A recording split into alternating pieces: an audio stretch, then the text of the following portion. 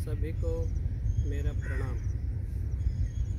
भारत देश के ज्ञान का भंडार है। प्राचीन काल में वाल्मीकि महर्षि ने रामायण रचा। ये रामायण का महाकाव्य कहते हैं। रामायण तब से अभी तक करोड़ों करोड़ों लोग पढ़ते हैं, सुनते हैं। उनका प्रभाव से जीवन बदलाव होता है। इसलिए आज का सुविचार सुचिंतन श्री रामचंद्र का बारे में करेंगे। आज हम जानेंगे मर्यादा पुरुषोत्तम श्री राम के बारे में। श्री राम भगवान विष्णु के अवतार के रूप में माने जाते हैं। जब जब धरती पर धर्म की हानि होती है, तब तब धर्म की स्थापना के लिए इस पृथ्वी पर भगवान अवतार लेते हैं और अधर्मों से हमारी रक्षा करते हैं। मर्यादा पुरुषोत्तम भगवान श्री राम अयोध्या के राजा दशरथ और रानी कौशल्य के सबसे बड़े पुत्र थे। इनके 3 भाई थे, लक्ष्मण, भरत और शत्रुघ्न। हनुमान श्री राम जी के बहुत बड़े भक्त माने जाते हैं। भगवान श्री राम की प्रतिष्ठा मर्यादा पुरुषोत्तम के रूप में है। राम जी का परिवार एक आदर्श भारतीय परिवार के रूप में माना जाता है। श्री राम के 2 गुरु थे, वशिष्ठ और विश्वामित्र। श्री राम जी अच्छा शिक्षा पाकर गुरुकुल से वापस अपने अयोध्या में आ गए। पिता दशरथ ने राम जी के विशेष गुण, धर्म, नीति, चरित्र, महान शक्ति, प्रजा प्रीति, परिवार में समदृष्टि, धैर्य और साहस देखकर उनके पिताजी श्री राम को राज बनाने के विचार किया। सभी मंत्रियों ने प्रसन्नता से सहमति दी। अयोध्या की प्रजा ने यह खुशखबरी सुनकर बहुत प्रसन्नता की और त्योहार मनाया। लेकिन मंथरा की बात सुनकर कैकेयी मंथरा की बातों में आ गई। राजा दशरथ कैकेयी का यह रूप देखकर चिंतित हो गए। कैकेयी ने राजा दशरथ से अपने पुराने 2 वर मांगे। पहला वर था भरत के लिए राजसिंहासन और दूसरा राम के लिए 14 वर्ष का वनवास।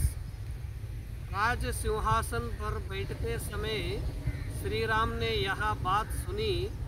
तब गेरुआ वस्त्र पहनकर पिताजी के वचनों का परिपालन करने के लिए 14 वर्षों के वनवास को स्वीकार कर लिया। जितनी प्रसन्नता सिंहासन पर बैठते समय थी, उतना ही प्रसन्नता से 14 वर्ष के वनवास को स्वीकार किया और प्रसन्नता के साथ 14 वर्ष के वनवास को जाने के लिए तैयार हो गए। इसलिए श्री राम की समस्थिति स्थितप्रज्ञा है। यह बात सुनकर सीता भी श्री राम के साथ वनवास के लिए तैयारी हो गई।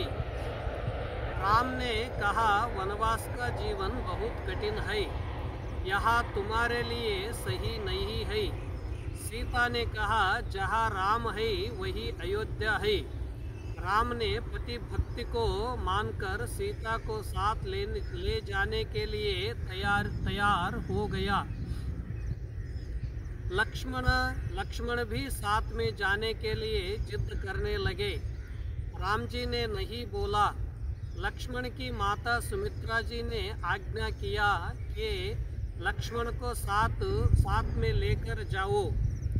तब राम, लक्ष्मण और सीता तीनों वनवास के लिए चले गए। अरण्य में बहुत से ऋषि मुनियों के आश्रम में जाकर उनके दर्शन करके उनकी ज्ञान की बात सुनकर और सत्पुरुषों को तकलीफ देने वाले असुरों को मारकर ऋषि मुनियों की रक्षा करते थे।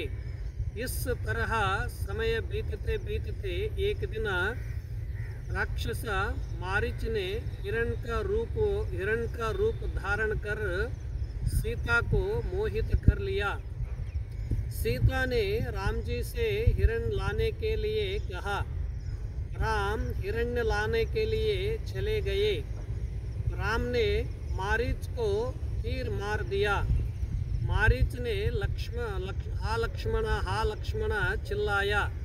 सीता ने लक्ष्मण को राम की रक्षा करने के लिए भेजा।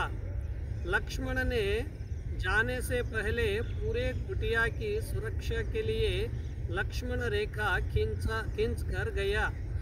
सीता के सामने रावण साधु वेश में आकर सीता का हरण करके ले गया। राम लक्ष्मण चिंतित हो गए।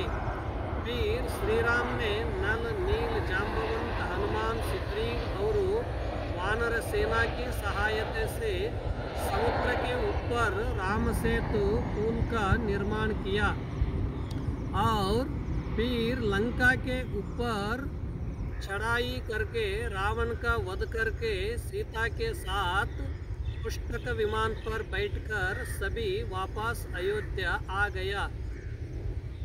गए। अयोध्या की धरती को नमस्कार करके जननी जन्मभूमिश्च स्वर्गादपि गरीयसी ऐसा बात कह के हमारे धरती स्वर्ग का सम है ऐसा श्री राम जी बता के सभी प्रजाओं के खुशी त्यौहार मनाया। राम जी राज सिंहासन पर बैठ गए। इसलिए कल राम जन्मभूमि का पूजा समारंभ है। पूरा भारत का त्यौहार मनाया जाता है। हमारा भारतीयों का बहुत गर्व है। चरित्रवान और महान व्यक्तित्ववान श्री रामचंद्र की एक मंदिर निर्माण होते हैं। करोड़ों लोगों को बहुत खुशी है। इस मौका पर सभीयों को मैंने शुभकामना बताता हूँ, बधाई बताता हूँ। प्रणाम जी सभी को। जय राम श्री राम, जय जय राम श्री राम, जय राम श्री राम।